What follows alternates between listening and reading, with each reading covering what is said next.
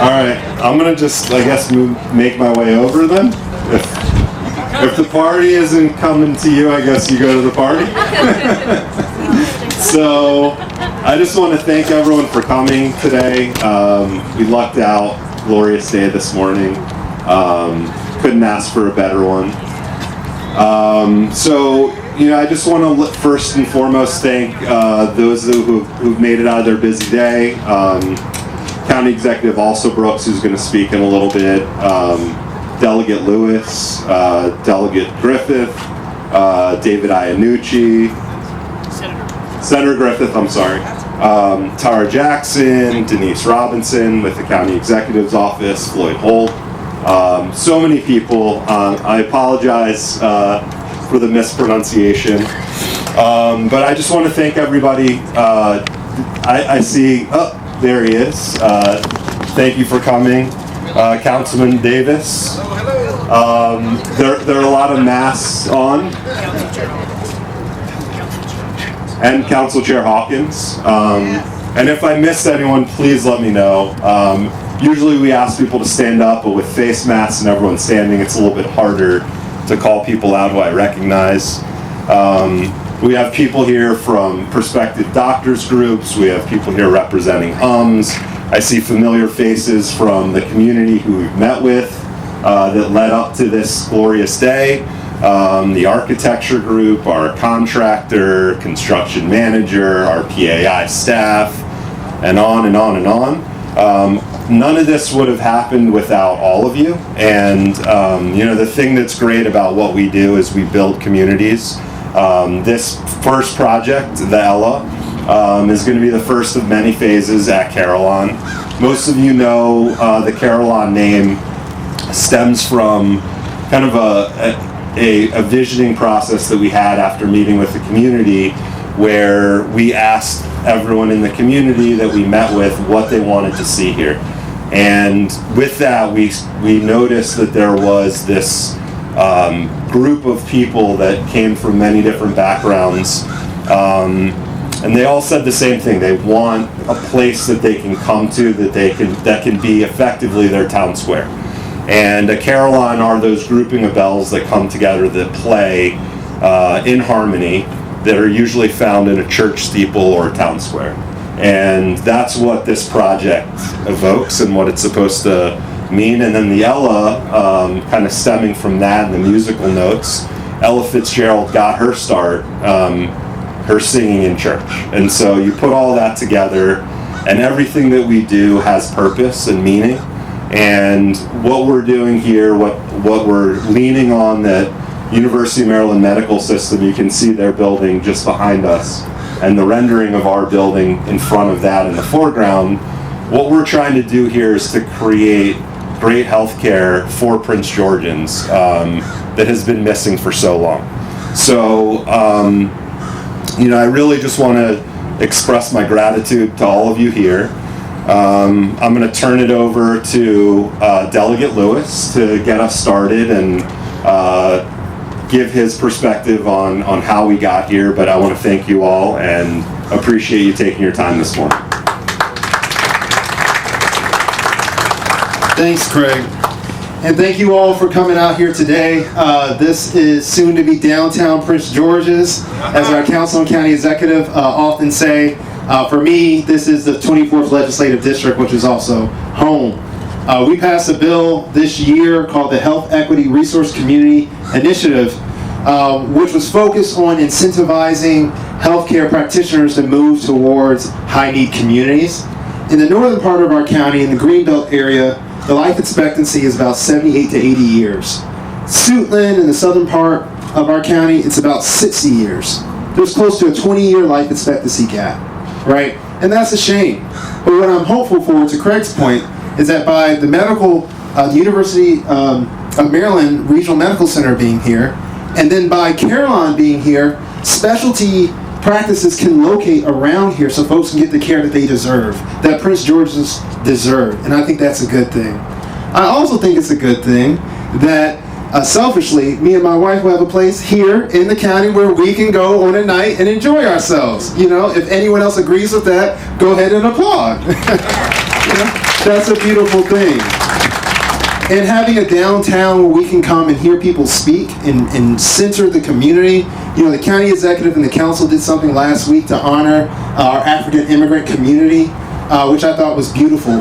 And having a space where we can do that is the downtown for the county, is what we need to unite the entirety of the county in one place. So thank you so much. I think this is going to be a major anchor for our region, for our county, and I appreciate your partnership and everyone who's been working on this. Thank you so much.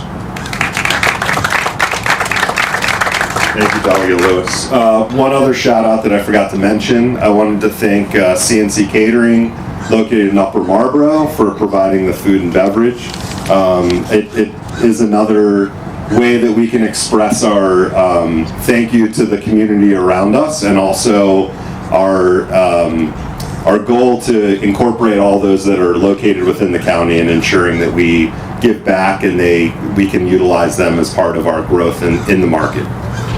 So next up, without further ado, and we did give him a time limit, so yeah, so it was under an hour, so I'm sure that he'll be okay with that. But Councilmember Davis, who doesn't need an introduction, but I do want to say has been a great advocate, cheerleader, partner, friend, ceaseless in his promotion of this area.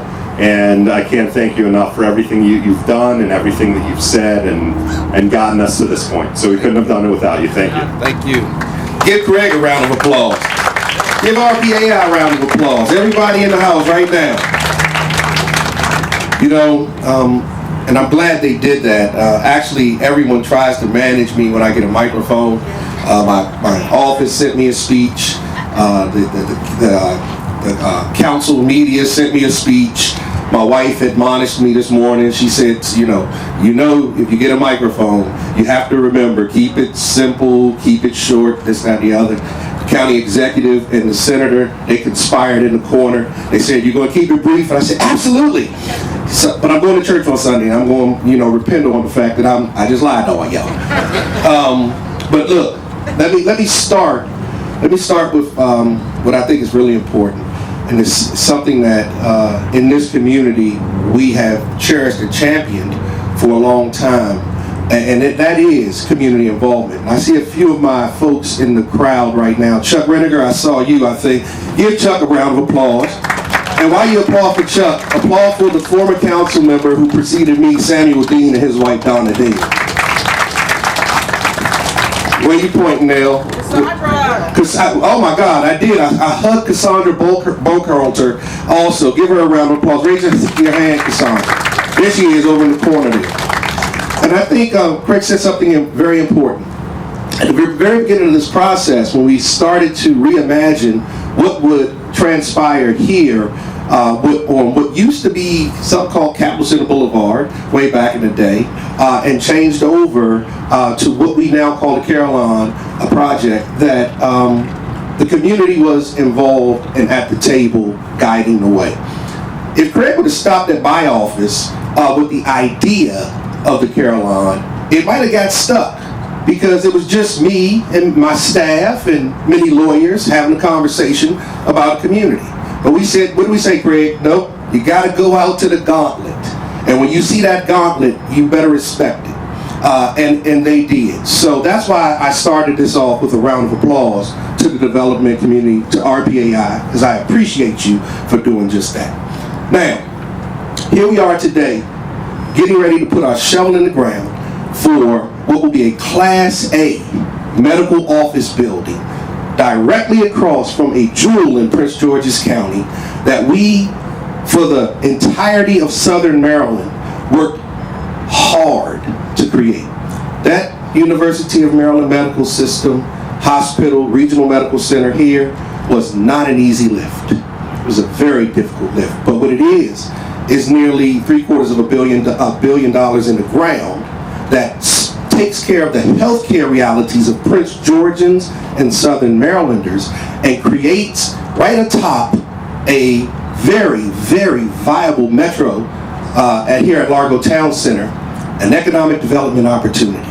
So we're not only taking care of our heart, with the medical sense, but we're also taking care of our heart, pumping vitality throughout Prince George's County's body with an opportunity to create a structure, a commercial tax base that will help really motivate Prince George's County and show people who we are.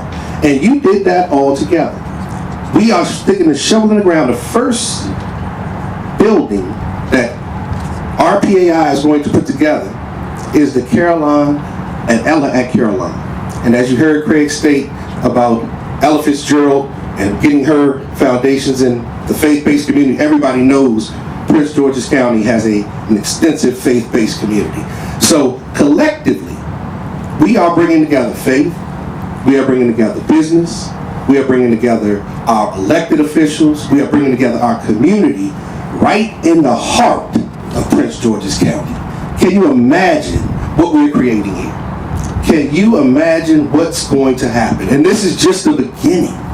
So as we embark on this journey, let's remember to always keep in the forefront of everything we do God first, right?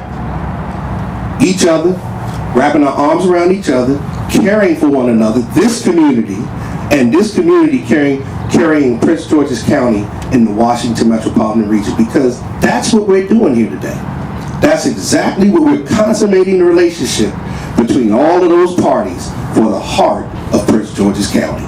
And I think the county executive, when she tells you how she feels about this project, it'll all start to come together. Because we did the work from here to the point that we are today, and somebody's got to carry it to the next step. So without further ado, I'm going to get out of the way and almost keep the promise I made to my wife. Craig, do you want me to throw to the executive, or do you want to, you got it? So everyone, get ready for what comes next. God bless. Thank you so much. Appreciate it. So I think there was, thank you. So I think there was a movie where they said that Maryland does crab cakes in football. And I was just thinking, and I think Prince George's County does faith in football. Right. So, you know, we have the Washington football team right down the street. Add to that what we're going to do here. I think this could be an amazing place in Prince George's County that's going to be the heart and soul, and we're trying to create the heart. And so without further ado, I just wanted to also thank everything that County Executive Alsa Brooks has done, both for the county, the community, and for us at RPAI and at Carillon, really helping to pave the way for what will be an amazing project, and this being the first phase of it. We have a lot of work to do. We have a lot of wood to chop. Some of our staff are here that we've been working with up to this point.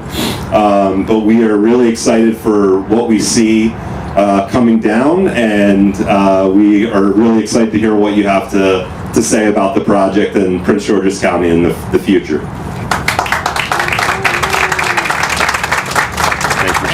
Thank you. Good morning, everyone. As you can tell, I'm a part of a really great team with our council member Derek Davis and Delegate Jazz Lewis and others who are gathered. We've been joined by the chair of our council as well, Calvin Hawkins. I want to recognize him. State Senator Melanie Griffiths. I don't know whether we recognize her. I want to thank her so much also for being here. But what a wonderful day this is. And as I mentioned, because I'm on such a great team, I think they've said a lot already about this project. So I'll just go straight to thank you. And to tell you that what we know is that we get so little done alone, but together as a team, so much can be accomplished. And so we have been a part of an amazing team. Today took a lot of work and years in the making. And so there are so many people who I want to thank. I've been joined today by the Chief Administrative Officer of the county, Tara Jackson. I want to thank her so much for her leadership. Next to her, we have Angie Rogers, Deputy Chief Administrative Officer for Economic Development. I want to thank her so much. David Iannucci, who is indomitable. I want to thank him so much for being here this morning as well, and for his leadership as well. And so many others, the partners that we have developed at RPAI, they've been wonderful partners for us, and we're so excited to be able to be here today. I think today is appropriate, and that we're starting with the Ella. And I'll tell you the reason why I believe that is true. You have heard me say, I hope, on a number of occasions that economic development is great, but the thing that we must always keep at the center of what we do is human development. In other words, no matter what we build, if we don't take care of the people, none of it matters. And so that we could build a beautiful place, and we are so excited about the Carillon. Let me tell you, I have talked to everyone who will listen about the Carillon. Have you heard yet about the Carillon? And I'm going to continue to do that. But what I think is important in it is that we're building it for people. We're building it for the beautiful people of Prince George's County who so deserve a project like this one, who so deserve it. But we know that nothing happens unless people are healthy. And so what is most important to us, the first thing that we must focus on, and one of the major priorities of this administration, is making sure that we are investing in the health of the people who are here. The Carillon and Ella helps us to do that, to make sure that we learn, even during this pandemic, how important it is for us to have access to primary health care. We understand what happens when we don't. And so the Ella allows us to take care of people. And it is a part of a continuum that we're proud of across the county that includes a mental health care facility that we recently broke ground on, and we're excited we'll be able to open the doors to in April. We just this past week also were able to break ground on a beautiful rehabilitative center in Bowie as well. And so this is a part of a continuum of healthcare that is also long overdue. Of course, next to this beautiful hospital that we had the opportunity to open as well this summer. And so this is a part of a beautiful plan that begins by caring for people. But what else does it mean? It means also that Prince George's County continues to send the signal that we are not only the economic engine of the state of Maryland, but I've been saying that we're the crown jewel of Maryland, and we are also the economic engine in the region. And Carillon continues to help us to achieve that. We achieve that by making sure that we grow the commercial tax revenues that we are able to generate in Prince George's County, with a goal, for example, of generating over 100 million new tax dollars over the next 9 to 10 years. The Carillon is also a part of a larger vision that we have to make sure that we're also able to not only attract the amenities that our residents need, but making sure also that we're creating jobs and opportunities. And so this is a part of a larger vision that I have to tell you, we said that Ella is a part of it, and I love that Craig referenced the fact that Prince George's County is a faithful place. It is a faithful place, but so I will tell you that the best is yet to come, and all who are faithful understand what that means for us. Is that this is a part of a larger vision that is anchored, we call the Blue Line Corridor, is what we've been talking about, and there's so much to look forward to along the Blue Line Corridor. And I love that Craig said football and faith. We're gonna put a pin in that. We love that. And our CAO, in case you don't know, is a huge football fan, and so she was clapping and clapping when she heard about this football. She's a huge football fan. But the Blue Line Corridor promises really amazing development and growth that we believe will carry us into the next century, in a place that population-wise, if you haven't heard yet, Prince George's County is the fastest growing population by county in the state. In the last census tract, Prince George's County experienced more growth than any county in the state of Maryland. And so this is a hot and on fire place. And so again, today is a wonderful day for us. We know the best is yet to come, and I just want to say thank you to everyone who has been a part of this. I see Deputy Chief Administrative Officer Floyd Holt. I want to recognize him as well. Thank you so much, Floyd, for being here. Pat Richardson's here as well. I want to thank him so much, sir, for his leadership and for being here. But great things are coming, and we just can't wait, and I'm just so glad that today is here. So I'm going to Thank you, County Executive, also Brooks. So I think that kind of wraps up all of he's getting his shovel hands ready. So we have a little setup here. It's, not actual the ground that we're breaking, but ceremonial groundbreaking, just to, I think COVID has really taught us to make sure that we savor these moments. It's a big one, and sometimes we forget, like everyone here has said, all of the people that it took to get us to where we are today. So, take a moment, pat yourselves on the back. You do deserve it. Everyone here, you each had a part in making today happen. So thank you all very much, and still a lot of work to do, but we really need to take a breath and realize how far we've come. So thank you. On a little dirt. Okay, 1, 2, 3. I was like, is it an action? Let's Let's do it again. When do we throw the dirt? Let's go 3, 2, 1 this time. When do we throw the dirt? 3, 2. Y'all ready? Everybody get some dirt. Everybody here? On 3. 3. There we go. Thank you. All right, 18 months. Greg, 18 months. No less. I like that.